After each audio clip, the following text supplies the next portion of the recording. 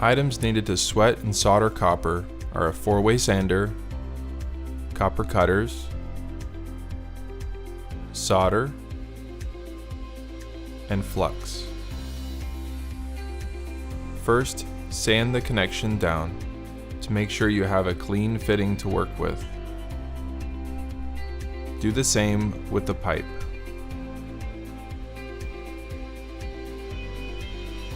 After sanding, apply flux to both the male and the female ends that you're working with.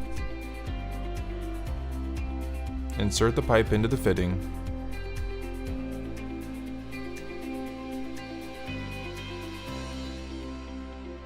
Pull out 6 to 7 inches of your solder and then apply heat to the fitting.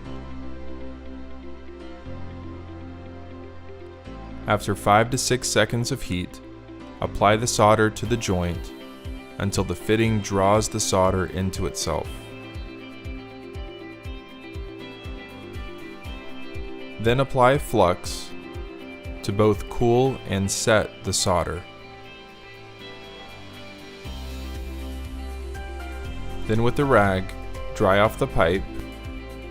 Then make sure the solder has a complete ring inside the fitting.